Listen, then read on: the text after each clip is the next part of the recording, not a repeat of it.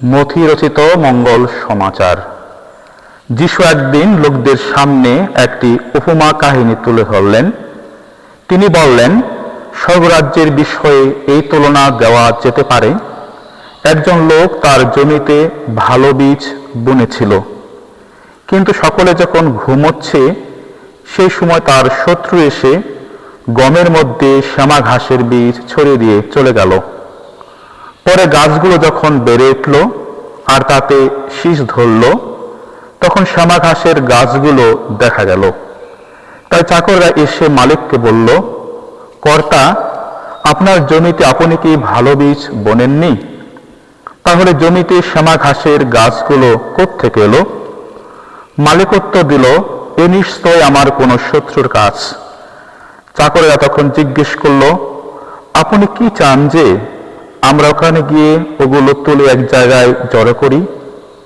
সে বলল, না, শ্যামা ঘাসগুলো তুলতে গিয়ে তোমরা যদি তার সঙ্গে গমের গাছগুলো উপড়ে ফেলো, তোমরা বরং ফসল কাটার সময় পর্যন্ত দুই একসঙ্গে বাড়তে দাও।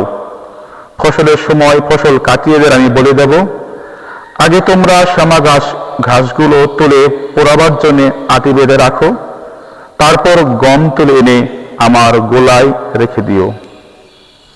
প্রভুর মঙ্গল সমাচার। খ্রিস্টেতে শ্রদ্ধাভাজন স্নেহের প্রিয়জনেরা, আমরা আজকে সাধারণ কালের 16তম রবিবারে রয়েছি। মঙ্গল সমাচারে আমরা উপমা কাহিনী শুনতে পেয়েছি গম এবং শ্যামা ঘাসের। এই উপমা কাহিনীর মধ্য দিয়ে যিশু আমাদের শিক্ষা দিতে চান যে আমাদের জীবনে ভালো মন্দের অবস্থান পাশাপাশি থাকে। পরিবারে, সমাজ জীবনে, এমনকি ব্যক্তি জীবনে আমাদের অন্তরেও ভালো মন্দের একটা সংগ্রাম, প্রতিযোগিতা সবসময় চলে।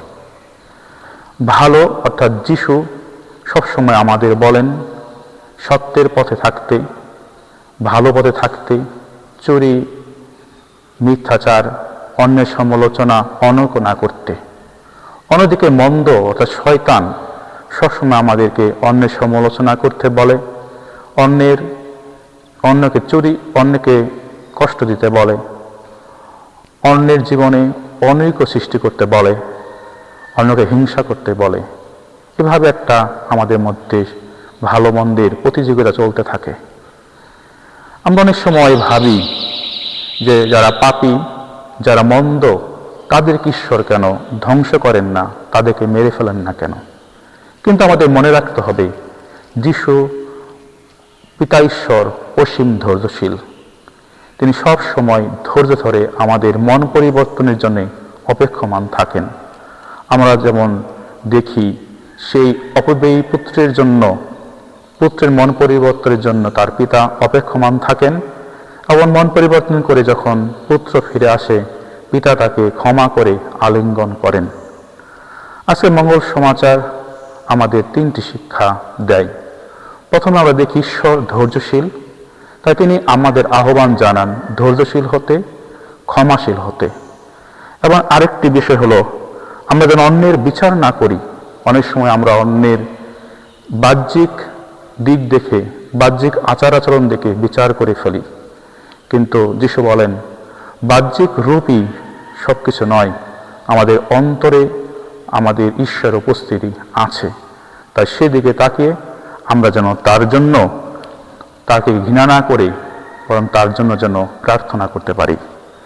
আমাদের নিজেদের হৃদয়ে আমরা আজকে প্রশ্ন করতে পারি, আমাদের সবাইকে আমরা আজকে পরস্পর নিজেদেরকে প্রশ্ন করতে পারি, আমরা কি সেই শ্যামা ঘাসের মতো আমাদের হৃদয়কে রেখেছি কিনা, যেটা মন্দতার প্রতীক, নাকি আমরা গমের গাছের মতো আমাদের হৃদয়, যেটা হলো ভালোর প্রতীক।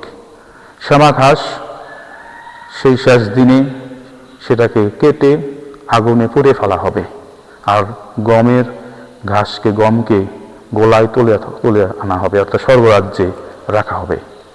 তা আমরা আজকে আমাদের প্রার্থনা হোক, আসুন আমরা পবিত্র জীবনযাপন করি, সত্য সুন্দর পথে চলি, আলোর পথে চলি, সবাই হয়ে উঠি গমের চারার মতো, গমের বীজের মতো, যেটা আমাদের স্বর্গের পথ দেখায়, স্বর্গরাজ্যে আমাদের নিয়ে যায়। আসুন আমরা পাপকে, মন্দতাকে ঘৃণা করি, মন্দতাকে বাদ দিয়ে আমরা ঈশ্বরকে আঁকড়ে ধরি, যিশুকে নিয়ে পথ চলি। যিশু আমাদের স্বর্গের বাসিন্দা করে তুলুন।